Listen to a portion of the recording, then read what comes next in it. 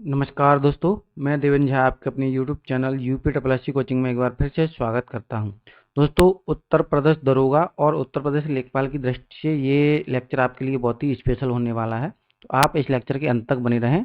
आज के इस लेक्चर में हम केवल 15 प्रश्नों को कवर करेंगे और ये जो भी प्रश्न है समय, चाल और दूरी के होंगे। और जो मैथ है आपका, जो आप पढ़ते आए हो, RS अग्रवाल से मैंने इन प्रश्नों को लिया है। तो यहाँ पे 15 प्रश्न हैं, आप अंत तक बने रहें। और उत्तर प्रदेश दरोगा और उत्तर प्रदेश लेखपाल की तैयारी कर रहे हैं तो हमारे चैनल को सब्सक्राइब भी कर लें। तो चलिए इस लेक्चर को आगे बढ़ाते हैं और कुछ समय, चाल, दूरी के बारे में कुछ बेसिक जानकारी हम जान लेते हैं। तो पूरा चैप्टर एक ही फॉर्मूले पर आधारित होता है, जो फॉर्मूला है चाल बराबर दूरी बट्टे समय। ठीक है, तो ये पूरा एक ही चैप्टर इसी फॉर्मूले पर आधारित है। लेकिन यहाँ से यदि हमें दूरी निकालनी होती है, दूरी यदि हम निकाल लेंगे तो चाल का गुणा हो जाएगा समय में।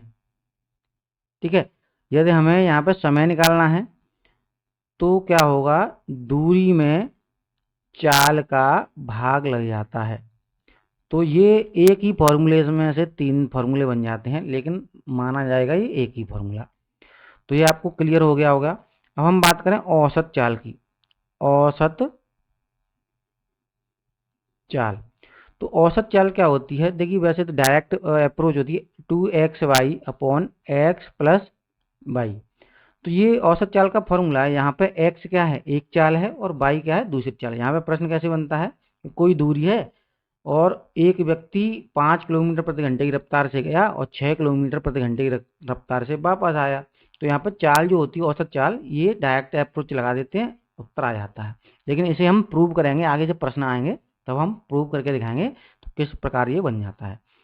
इसके बाद एक और महत्वपूर्ण बात है, आपको ध्यान रखनी है कि कोई दो चाल हैं, उन दोनों चालों को, मान लिया चाल है ए अनुपात बी, दो चालों का अनुपात दिया है ए अनुपात बी, तो इनके जो समय का अनुपात होगा, इनके समय का अनुपात होगा, इनका चालों का उल्टा हो जाता है। तो यहाँ पर बी अनुपात ए हो जाता है। ये जो मैंने यहाँ पर चाल और समय का अनुपात बताया आपको, ये वेरी वेरी इंपॉर्टेंट है। इससे हम बहुत सारे प्रश्नों को सॉल्व करेंगे। ठीक है, तो चलिए हम प्रश्नों की तरफ चलते हैं। आप हमारे इस लेक्चर को अंत तक बने जरूर रहिएगा। चलिए बढ़ते हैं आगे। देखिए, पहला प्रश्न आपके स्क्रीन पर।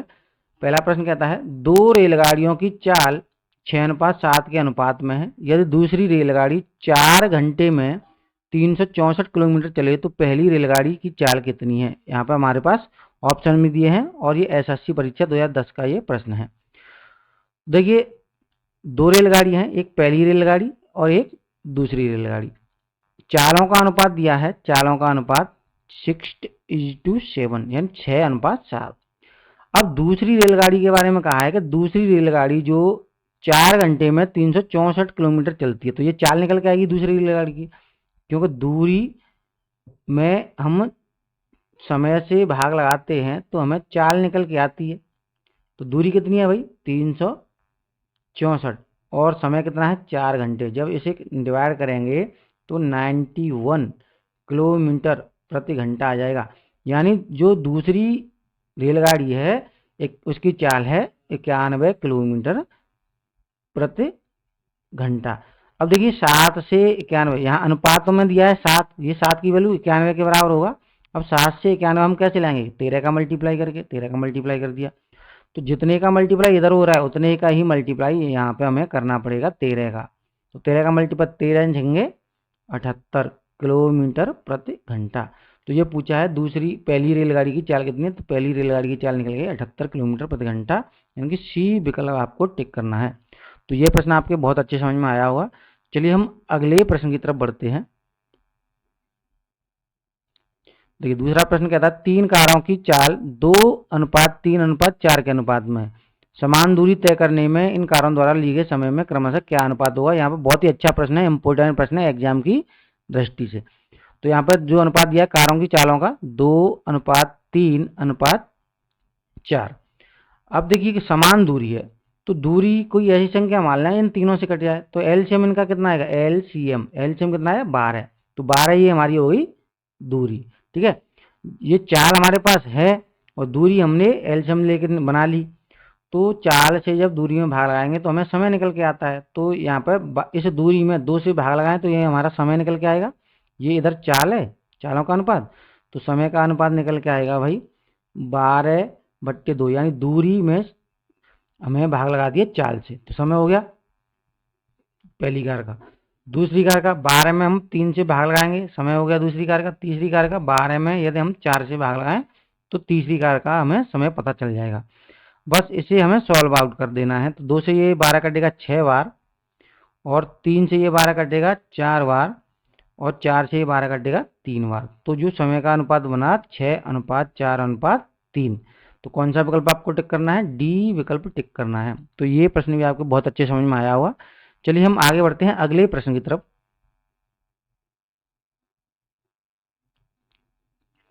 देखिए तीसरा प्रश्न है, तो यहाँ पे एक व्यक्ति ए से बी तक x किलोमीटर प्रति घंटा की औसत चाल से गया तथा वापस बी से ए तक y किलोमीटर प्रति घंटा की औसत चाल से लौटा, तो पूरी यात्रा में उसकी औसत चाल कितनी थी? तो ये औसत चाल का ये फॉर्मूला मैंने आपको बताया था शुरुआत में। अब इसे हम निकालेंगे कैसे, ये देख लें।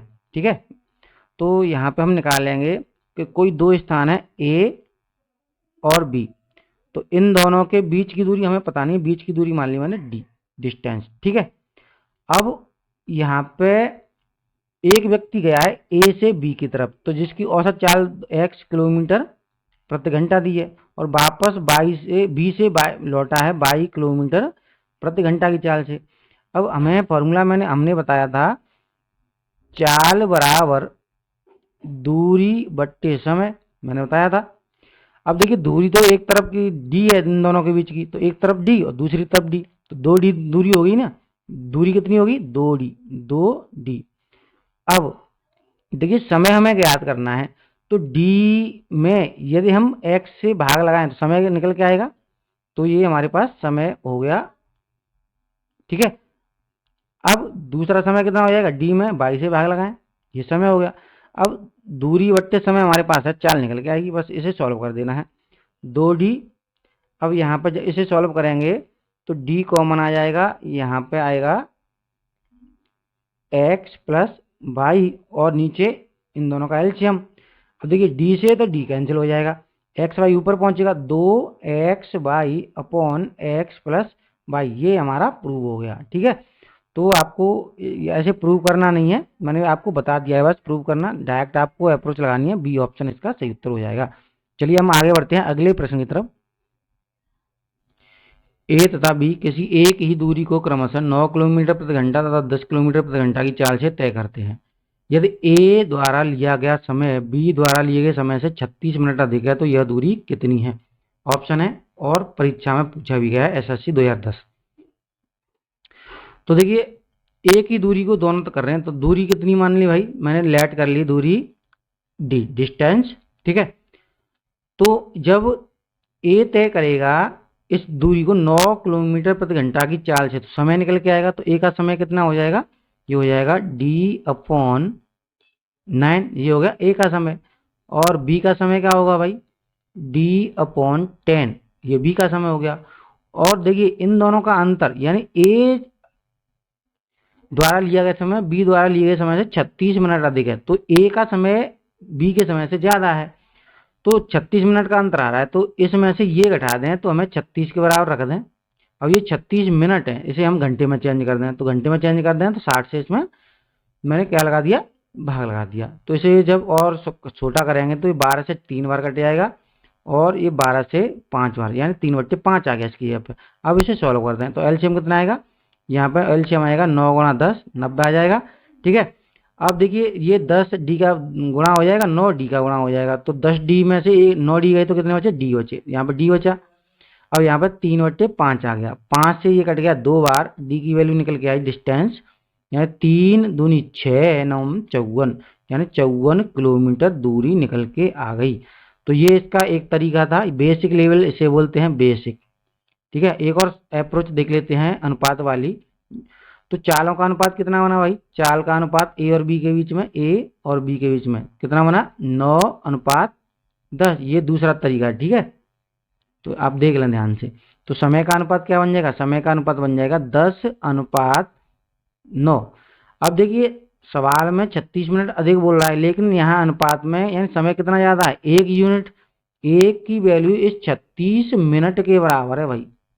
तो 36 मिनट को हम घंटे में चेंज करें तो यहाँ पे क्या लग जाएगा, यहाँ पे लग जाएगा भाग। भाग कितने का लगेगा, भाग लग जाएगा 60 का। तो ये अब 60 की वैल्यू बनी 36। और देखिए दूरी कितनी होगी हमारे पास, जब चाल का गुणा समय में करते हैं तो हमें दूरी प्राप्त होती है। तो दूरी देखिए यहाँ भी 90 और यहाँ भी 90, दूरी कितनी 90। तो 90 बराबर हम निकाल लें तो 36/60 गुणा 90, 0 से 0 कैंसिल, 6 से 36, 9 या 54 किलोमीटर। तो एक तरीका ये था, आपको जो भी तरीका अच्छा लगे, ये बेसिक वाला मेरे ख्याल से आपके लिए बेस्ट रहेगा। चलिए आगे बढ़ते हैं हम अगले प्रश्न की तरफ। ठीक है, अगला प्रश्न कहता है ए बी से दुगुना तेज धावक है, बी सी से तिगुना तेज धावक है, सी ने कोई दूरी 1 घंटा 54 मिनट में तय की, तो ए उसे करने में कितना समय लेगा। तो एसएससी 2010 का ये प्रश्न है, यहाँ पर मिनट दिए हैं ऑप्शन के रूप में। ठीक है, 19, 38, 51, 57। तो देखिए 3 व्यक्ति हैं, ए बी और सी। अब उसने बोला ए बी से दुगुना तेज धावक है, यानी ए की चाल दुगुनी है बी से। ठीक है, बी सी से तिगुना तेज धावक है। अब यहाँ पे बी जो है 3 गुना तेज धावक है सी से। अब देखिए बी की वैल्यू 1 है, बी की वैल्यू 3 है, तो यहाँ तो हो नहीं सकता है ऐसा। तो यहाँ पर 3 का मल्टीप्लाई किया, क्योंकि ये 3 है तो इसे भी मैंने 3 किया, 3 का मल्टीप्लाई यहाँ भी करना पड़ेगा। तो अब ए 6 बना, ये बना 3 और ये बना 1। अब इनकी चारों का अनुपात ये हो गया। ठीक है, अब सी ने कोई दूरी 1 घंटा 54 मिनट, यानी 1 घंटा 54 मिनट को यदि हम मिनट के रूप में लिखें तो 60 और 54 कितना हो जाएगा, 104 मिनट बन गए भाई। ठीक है, 60 और 54 114 बने। ठीक है, 114 मिनट बने। अब क्या पूछा है, तो ए उसे तय करने में कितना समय लेगा। 114 मिनट में यदि हम ए के चाल से, यानी ए के जो अनुपात बनाया 6 से भाग लगा दें, उत्तर आ जाएगा। तो कितना आएगा, 19, 6 से 14 कटा 19 मिनट। यही हमारा उत्तर है। दोस्तों मैं आशा करता हूँ ये वाला प्रश्न आपके बहुत अच्छे समझ में आया हो। चलिए आगे बढ़ते हैं अगले प्रश्न की तरफ। एक रेलगाड़ी ने 19 घंटे में 1235 किलोमीटर की दूरी तय की। यदि एक कार की औसत गति रेल की औसत गति का 4/5 है, तो कार 22 घंटे में कितनी दूरी तय करेगी। यहाँ पर रेल की जो दूरी दी है 1235 किलोमीटर की दूरी 19 घंटे में तय कर रही है, 19 घंटे में। ठीक है, अब तो ये 4 स्पीड, रेल की स्पीड निकल के आएगी ये। तो स्पीड कितनी निकल के आएगी, जब 12, 19 छिक्के और ये बचा 75, 19 पंज 95, 19 पंज 95। ठीक है, तो 65 किलोमीटर प्रति घंटा निकल के आई। तो रेल 1 घंटे में 65 किलोमीटर की यात्रा कर रही है। अब यहाँ पे कार के बारे में बोल रहा है कि रेलगाड़ी की औसत गति का 4/5 है। तो कार की जो चाल है, रेल की औसत गति कितनी है, 65 का 4/5। तो यहाँ पे इसे सॉल्व करेंगे, 5 से ये कटा 13 बार, 13 चौके 52 किलोमीटर प्रति घंटा, यानी एक कार है 1 घंटे में 52 किलोमीटर प्रति घंटे की स्पीड से जाइए, 1 घंटे में 52 किलोमीटर। अब ये पूछा है कार 22 घंटे में कितनी यात्रा करेगी। तो 1 घंटे में 52 जा रही है, तो 22 घंटे में कितनी जाएगी, इसे हमें सॉल्व कर देना है। तो 52 दूनी कितना होता है, 104 का 4 हासिल, यहाँ पर 10 हो जाएगी। 52 दूनी 104, 104 और 10 114। तो ये हमारे पास 1144 किलोमीटर उत्तर निकल के आ जाएगा। यानी हमें कौन सा विकल्प लगाना है, बी विकल्प लगाना है। दोस्तों ये प्रश्न भी आपको बहुत अच्छे समझ में आया होगा। चलिए हम आगे बढ़ते हैं अगले प्रश्न की तरफ। यहाँ प्रश्न कह रहा है ए अपने घर से अपने विद्यालय 3 किलोमीटर प्रति घंटा की चाल से जाने पर 5 मिनट देरी से पहुंचता है और यदि वह 4 किलोमीटर प्रति घंटा की चाल से चले तो विद्यालय के समय से 5 मिनट पहले पहुंच जाता है। उसके घर से विद्यालय की दूरी कितनी है? और ये प्रश्न वेरी वेरी इंपॉर्टेंट है, ध्यान से देखिएगा।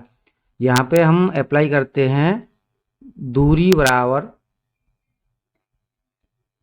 चालों का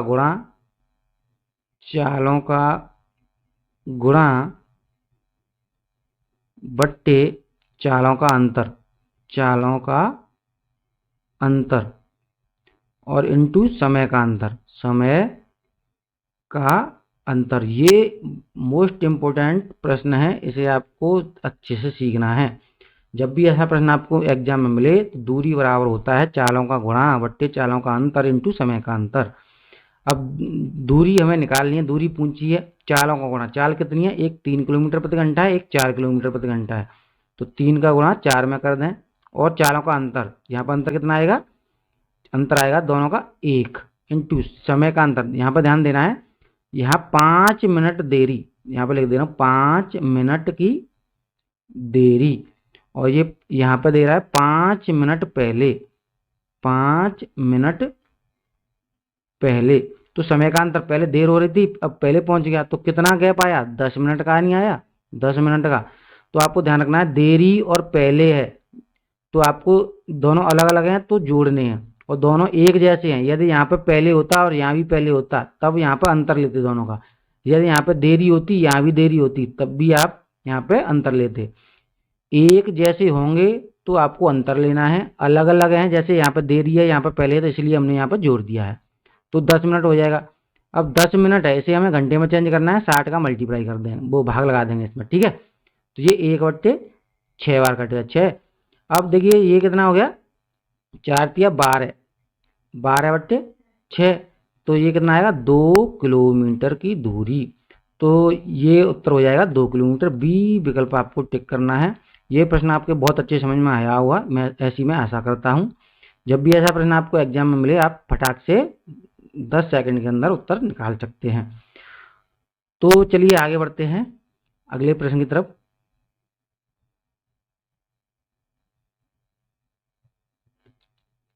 प्रश्न नंबर 8 कहता है, एक लड़का 1 किलोमीटर की दूरी तय करने में p किलोमीटर प्रति घंटा की गति से दौड़ रहा है, परंतु फिसलन के कारण उसकी चाल q किलोमीटर प्रति घंटा कम हो जाती है। यदि इस दूरी को वो r घंटे लगे तो निम्न में से कौन सा संबंध सही है? तो देखिए मैं पहले ही बता चुका हूँ, एक ही फॉर्मूले में पूरा चैप्टर आधारित है। तो दूरी बट्टे चाल जब हम करेंगे तो क्या निकल के आता है? हमें समय निकल के आता है। तो देखिए दूरी कितनी है? 1 किलोमीटर, 1 किलोमीटर। अब देखिए चाल, लड़के p किलोमीटर प्रति घंटा की गति से दौड़ रहा है, लेकिन फिसलन हो रही है तो q किलोमीटर प्रति घंटा कम हो जाती है। तो चाल कितनी? p माइनस क्यू बनी कि नहीं बनी? तो चाल से गुणा हो जाएगा, भाग लग जाएगा p माइनस क्यू, ठीक है। अब जो समय लग रहा है उसे समय की जगह पर कितना रखेंगे? r घंटे, तो r। तो यहाँ पे बस इसी के बीच जो रिलेशन बनेगा वही पूछा है, तो इसे हम ऐसे ही लिख सकते हैं 1/r equal to p minus q. अब ये जो वैल्यू है आपको कौन से ऑप्शन में दिखाई दे रही है? ये जो वैल्यू हमें दिखाई दे रही है अब ए विकल्प में दिखाई दे रही है। यहाँ पे 1-r है, ये दिखाई नहीं दे रहा है यहाँ पर, ठीक है। 1/r है ये, तो ये आपको थोड़ा सा दिखाई नहीं दे रहा। ए विकल्प इसका सही उत्तर हो जाएगा 1/r equal to p minus q. दोस्तों ये प्रश्न भी आपके बहुत अच्छे समझ में आया होगा। चलिए अगले प्रश्न की तरफ बढ़ते हैं। एक राजमार्ग पर दो स्थान ए तथा बी एक दूसरे से 100 किलोमीटर की दूरी पर है, यानी दो स्थान है भाई, एक स्थान है ए और दूसरा स्थान है बी। इन दोनों के बीच की दूरी है 100 किलोमीटर, जितना के सवाल में बोला गया। एक कार ए से, यहाँ पे कोई एक कार है भाई, और एक अन्य कार बी से, यहाँ पे कोई दूसरी कार है, रवाना होती है, तो दोनों एक ही दिशा में चलें तो परस्पर 5 घंटे में, यानी दोनों एक ही दिशा में, ये कार इधर जा रही है और ये कार यहाँ से जो इधर जा रही है, तो दोनों 5 घंटे में मिल जाती हैं। तो चाल हमें पता नहीं है, तो जो पहली कार है उसकी चाल हमने मान ली x किलोमीटर प्रति घंटा, दूसरी कार है उसकी चाल मान ली हमने y किलोमीटर प्रति घंटा, ठीक है। यदि एक दूसरे की और विपरीत दिशा में चले तो 1 घंटे बाद मिलती है। तो देखिए सापेक्ष चाल क्या होती है? सापेक्ष चाल। सापेक्ष चाल होती है जब एक कार इधर जा रही है और दूसरी कार भी इधर जा रही है, तो जो चालें होती हैं, चालों का अंतर लेते हैं, यानी कार में ज़्यादा वाली कार, ज़्यादा स्पीड है जिस कार की या जिस भी व्यक्ति की, उस कम वाले व्यक्ति की घटा देते हैं। जैसे यहाँ पर ज़्यादा किसकी होगी भाई, एक्स, यानी जो जे कार है ए स्थान पर, यही तो पकड़ेगी बी वाली स्थान की कार को। तो यहाँ पे एक्स माइनस वाई हो जाएगी सापेक्ष चाल। अब जब दोनों एक ही विपरीत दिशा में जा रही है, एक कार इधर जा रही है और एक कार इधर जा रही है विपरीत दिशा में, तब ये क्या होता है, दोनों चालें जुड़ जाती हैं, एक्स प्लस वाई। तो देखिए सापेक्ष चाल हमारी एक्स माइनस वाई है और एक एक्स प्लस वाई है। तो 100 किलोमीटर की दूरी है और एक ही दिशा में जाएंगी तो ये वाला भाग लगेगा, एक्स माइनस वाई बराबर, समय कितना लग रहा है इनको, समय लग रहा है 5 घंटे पहली कंडीशन में। तो 5 से ये कट गया 20 बार, तो x माइनस वाई बराबर कितना हो गया 20। ये फर्स्ट इक्वेशन बना। दूसरी कंडीशन कहती है भाई हमारी, यहाँ पर बता दे रहा हूँ कि 100 किलोमीटर की दूरी है और x प्लस वाई, ये सापेक्ष चाल बनी इनकी विपरीत दिशा में, x प्लस वाई, तब इन्हें 1 घंटा लग रहा है। तो x प्लस वाई बराबर कितना होगा 100। तो ये हमारा सेकंड इक्वेशन। अब पहला इक्वेशन और दूसरा इक्वेशन दोनों को हम सॉल्व करें, x प्लस वाई बराबर 100, तो जब दोनों को जोड़े हैं तो 22 से 22 कैंसिल हो जाएगा, 2x बराबर कितना बना भाई 120। तो x की वैल्यू कितनी निकली, x की वैल्यू निकल के आएगी हमारे यहाँ पे 60 किलोमीटर प्रति घंटा, ये x की वैल्यू निकल के आई। अब x का मान यहाँ पे रख दें, इस वाले में या किसी में भी रख दें, चाहे पहले में रख दें चाहे दूसरे में। तो यहाँ पर रखेंगे तो यहाँ पर y का मान कितना निकल के आएगा, y का मान निकल के आएगा भाई 40, मान रखने पर 40 किलोमीटर प्रति घंटा। तो दोनों चालें हमने पता कर ली, लेकिन यहाँ पे पूछा है तेज चलने वाली कार। तेज चलने वाली कौन सी कार होगी, यहाँ पर जो खड़ी है, क्योंकि यही तो इसे पकड़ रही है। तो 60 किलोमीटर प्रति घंटा आपका उत्तर हो जाएगा, पहला विकल्प ही आपको टिक करना है। दोस्तों मैं आशा करता हूँ ये वाला प्रश्न आपके बहुत अच्छे समझ में आया होगा। चलिए अगले प्रश्न की तरफ चलते हैं।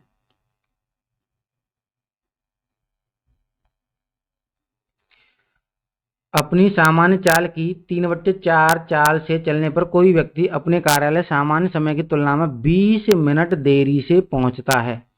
उसके द्वारा अपने कार्यालय पहुंचने में लिए जाने वाला समय कितना है। यहाँ पे ये विकल्प है। बहुत ही अच्छा प्रश्न है, इंपॉर्टेंट प्रश्न है। देखिए मैं 2 तरीके से कराऊंगा इसे सॉल्व। जो एक पहला तरीका है बहुत ही शॉर्ट है। तो यहाँ पर देखिए ऊपर 3 है तो 3 लिखते हैं, नीचे दोनों का अंतर, इन दोनों का अंतर, तो इन दोनों का अंतर कितना आएगा 1 इंटू समय, समय कितना 20 मिनट, 20 मिनट, ठीक है। तो गुणा कर देंगे तो कितना होगा 60 मिनट उत्तर आ जाएगा। तो एक तो तरीका ये है आपका, ठीक है। दूसरा तरीका मैं आपको बता रहा हूँ कि अपनी सामान्य चाल, तो चाल का जो अनुपात बना, यानी पहले चाल इतनी थी सामान्य चाल और बाद में वो इतना गया भाई, बाद में कितना गया 3 की स्पीड से, पहले वो 4 की स्पीड थी उसकी, बाद में 3 की स्पीड से गया। अब यहाँ पे क्या करें, समय का अनुपात क्या बनेगा, मैंने आपको बताया पहले ही कि चाल का उल्टा हो जाता है, तो ये 3:4 बन गया। 20 मिनट देरी से पहुंचता है, तो अब यहाँ कितने लेट पहुंचा है भाई, यहाँ 1 का अंतर है लेकिन सवाल में 20 का अंतर दिया है। तो सामान्य चाल थी उसकी, तब समय कितना लग रहा था, तब समय लग रहा था 3, तो 3 की वैल्यू हमें फाइंड करनी है। तो 3 की वैल्यू फाइंड करें तो यहाँ पे कितना निकल गया 60 मिनट। तो यही हमारा उत्तर है। तो दोनों तरीके आपके बहुत अच्छे हैं। चलिए हम अगले सवाल की तरफ बढ़ते हैं। और दोस्तों आपको प्रश्नों में कोई दिक्कत आ रही हो, किसी भी प्रकार की दिक्कत, तो आप कमेंट बॉक्स में कमेंट करके बताइएगा। मैं आप उस प्रॉब्लम को सॉर्ट आउट करने की हर संभव कोशिश करूंगा। एक व्यक्ति ए से बी तक 60 किलोमीटर प्रति घंटे की चाल से जाता है तथा बी से ए तक 40 किलोमीटर प्रति घंटे की चाल से लौटता है। संपूर्ण यात्रा के लिए उसकी औसत गति कितनी है। तो बहुत ही अच्छा प्रश्न है। और औसत गति हमने औसत चाल के लिए हमने एक फॉर्मूला सिद्ध किया था 2xy upon x plus Y.